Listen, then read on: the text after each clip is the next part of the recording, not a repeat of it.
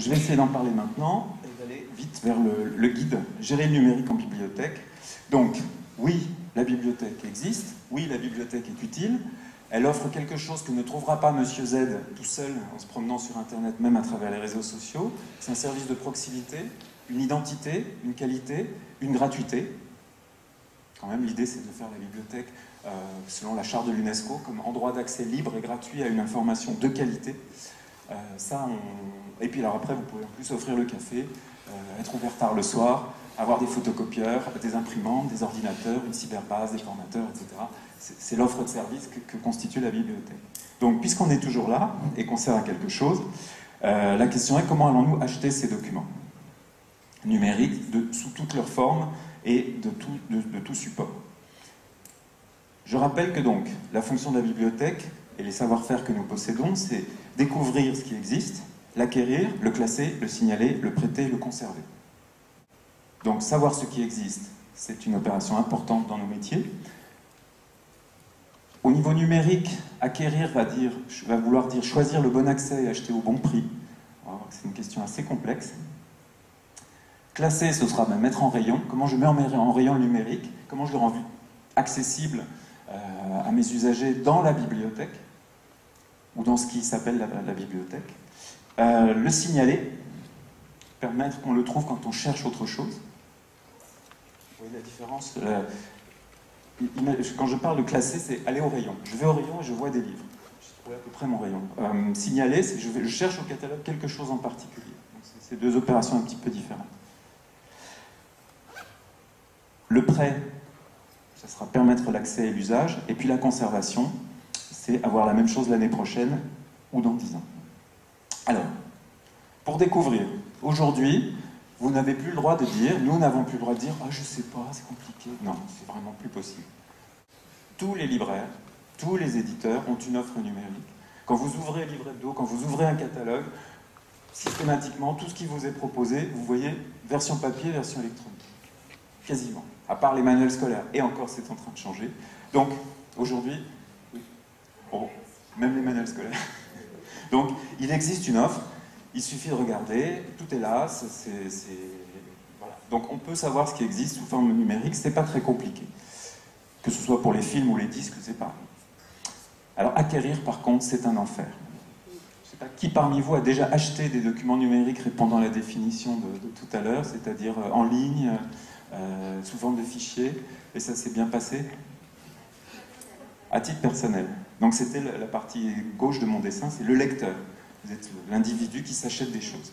Alors, quand on est la bibliothèque qui achète des choses, c'est beaucoup plus compliqué. Aujourd'hui, il n'y a pas de modèle économique stable. Vous pouvez acheter à la pièce, dire tiens, je veux ce fichier, je l'achète. Vous pouvez acheter un bouquet, dire je vais chez un éditeur comme Elsevier, justement, j'ai un bouquet de 2500 revues. Il coûte tellement cher qu'il y a quand même très peu de gens qui se l'achètent, mais vous pouvez acheter chez Cyberlibris, par exemple, le bouquet de livres grand public de Cyberlibris, mais j'y reviens après. Vous pouvez louer les objets, vous prenez un abonnement d'1 an à une plateforme où on va vous vendre, où vous pourrez télécharger ce que vous voulez pendant 1 an. Les tarifs varient. Le même document peut se trouver à plusieurs endroits, à des prix différents, avec des conditions différentes, qui sont résumées dans des licences. Ça demande vraiment beaucoup d'attention, et c'est très compliqué car aujourd'hui nous n'avons pas d'offres spécifiques aux bibliothèques, du type de ce qu'ont les Australiens et les Néo-Zélandais qui s'appelle Overdrive, et je vais vous montrer un petit exemple. 2 exemples de plateformes sur lesquelles on peut tomber et sur lesquelles on peut se dire tiens, je suis bibliothécaire, je veux acheter ce que je vois. Alors je tombe sur les Nouvelles-Calédoniennes, je vois abonnement d'1 an, 300 € ou 35 800 francs, je m'abonne. Je clique, génial. Sauf que c'est mauvais.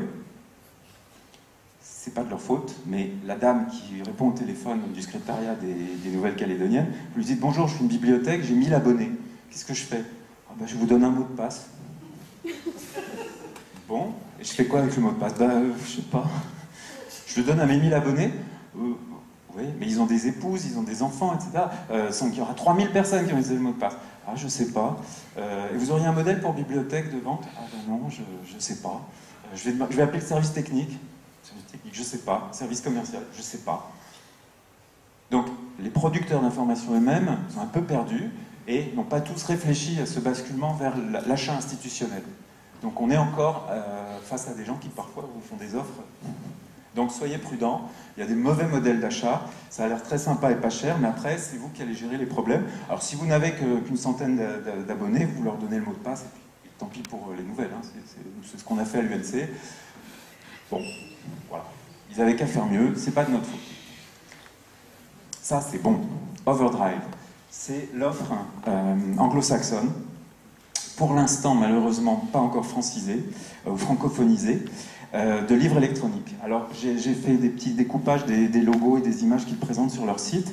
Il y a une très jolie vidéo sur leur site aussi qui explique comment ils fonctionnent.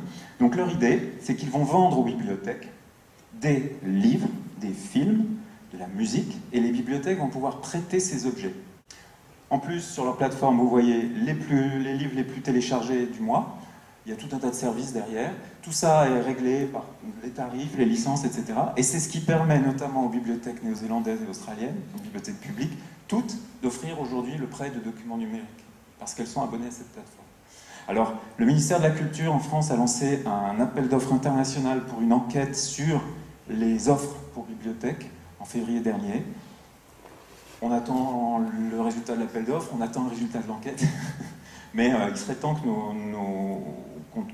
disons qu'on en appelle, qu'on avait peut-être cherché Overdrive dans la région Pacifique, et pourquoi pas en Nouvelle-Calédonie, et dire qu'est-ce que vous pouvez nous faire à l'échelle du pays pour une offre pour bibliothèque, où on résout les questions d'achat, de sélection, etc., et de problèmes techniques. Voilà, donc l'offre pour bibliothèque est une nécessité absolue, on ne l'a pas encore, et on espère l'avoir bientôt. En attendant, il nous faut développer nos compétences dans la compréhension des modèles d'achat et de fourniture des documents électroniques. Quand on est en bibliothèque publique, on a la chance de pouvoir bénéficier du réseau CAREL, qui est le consortium d'achat de ressources électroniques en bibliothèque publique.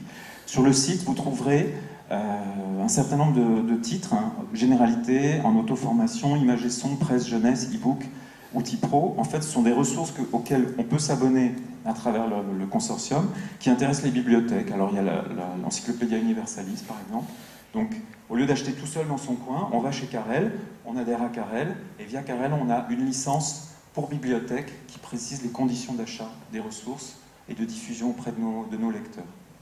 Donc surtout, ne pas rester seul, ne pas tout seul téléphoner à l'éditeur en disant « bonjour », parce que là, vous allez vous faire bouffer, très vite. Et ça va vous prendre des journées entières de comprendre ce que vous a dit le commercial, qui lui-même ne sait pas ce qu'il dit, parce que le produit est tout neuf, etc., etc. Vous voyez au milieu de mon transparent, on voit ici Adavision.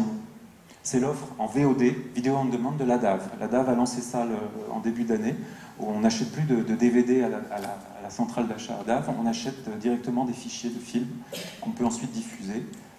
Ça marche, ça peut marcher, c'est pas si simple. Mais en tout cas, voilà, l'offre est là aujourd'hui. Tous les films que propose la DAV vont basculer petit à petit vers la vidéo en demande. Et pour la musique, il y a du son proposé ici, images et son, je ne suis pas allé voir. En général, l'offre se tourne vers des gens comme Deezer ou des portails de musique et vous propose des tarifs négociés. En fait, l'idée, c'est que vous, à partir de ce moment-là où vous serez abonné, la bibliothèque pourra proposer à ses abonnés un accès délimité à 10 heures, permettant d'écouter des musiques choisies par vous, selon un tarif à négocier et à discuter. Donc on fait revenir l'usager dans la bibliothèque en lui faisant des propositions qu'il ne trouverait pas s'il n'était pas à la bibliothèque. Deux autres sites très utiles, disons destinés aux plus grandes bibliothèques ou aux bibliothèques qui ont des acquisitions relativement importantes. Donc Couperin, le consortium français des bibliothèques universitaires, où en quelques années a été développée une vraie compétence en matière de négociation, et notamment des grilles d'aide à la négociation des clauses des licences. Beaucoup d'explications sur ce que c'est que les ressources électroniques au niveau académique, mais c'est très utile pour découvrir et comprendre les problèmes, surtout si vous avez des documents un petit peu, disons, pour érudits, des archives de périodiques, choses comme ça. C'est très intéressant d'aller voir Couperin. Et enfin, je vous recommande la lecture ici d'un document qui s'appelle « Clients, agences, éditeurs, comment gérer ensemble les abonnements aux périodiques ». Dans la dernière version de 2011, ce document est essentiel pour comprendre comment passer des abonnements papier aux abonnements numériques quand on est en bibliothèque. qui fait quoi, qui s'occupe de quoi, et pourquoi ça marche comme ça marche. Voilà, donc il est temps encore de s'informer, il n'est pas encore trop tard, mais ça demande vraiment il n'y a pas de formation professionnelle facilement accessible sur ces sujets actuellement, donc il faut lire un petit peu et vous trouverez là des choses intéressantes. Donc l'acquisition de documents numériques n'est pas triviale, ça reste compliqué, on en parlera cet après-midi. Est-ce que des solutions à une échelle plus vaste sont possibles que la simple bibliothèque qui essaye d'acheter? Je le souhaite, je milite pour des consortia, mais c'est une question compliquée. Classer. Ça, le numérique, ça ne tient pas sur une étagère. Donc vous pouvez acheter un fichier, c'est chouette, sauf qu'à côté, vous avez une vraie bibliothèque avec des vrais livres et des vrais documents. Alors comment mixer les deux? Comment mélanger les deux? Faire que le lecteur, en entrant dans un espace qui est celui de la bibliothèque, voit ces documents. Ça paraît une question un peu absurde, il n'y a qu'à faire un site web, et puis voilà, et puis en fait, si on fait ça, on commence à exploser les choses, et on ne voit plus rien, et le lecteur ne comprend plus ce qu'on lui offre. Donc, aujourd'hui, nous sommes confrontés à l'obligation de gérer des bibliothèques dites hybrides, peut-être plus pour très longtemps, et je suis sûr que vous avez déjà trouvé des solutions dans vos bibliothèques par des petits signaux, des petites signalétiques, des petits objets qui, sur les rayons, disent « Eh, regardez, il n'y a pas que ces livres sur la cuisine indienne, il y a aussi un livre électronique sur la cuisine indienne, allez regarder sur le site web. » Donc c'est de l'astuce, un grand sens du marketing, et encore une fois, se mettre à la place du lecteur. Ok, vous avez acheté un chouette livre de cuisine en PDF, mais est-ce qu'on le voit dans les rayons? Est-ce que mon lecteur a une chance de le voir quand il entre dans la bibliothèque? Alors ça peut être sur un écran, ça peut être une affiche, ça peut... Donc beaucoup d'astuces, beaucoup de réflexions, mais posez-vous ces questions et dites-vous, oui tiens, je vais montrer dans le monde réel cet objet numérique. Les libraires sont confrontés exactement au même problème, et Bookin, je vais en reparler tout à l'heure, qui est en train de faire une offre numérique, est peut-être une inspiration pour nous tous. Donc quand vous visitez une librairie, allez voir, si vous partez en métropole, en Nouvelle-Zélande ou en Australie, comment ils présentent les livres numériques dans la librairie. C'est exactement le même problème.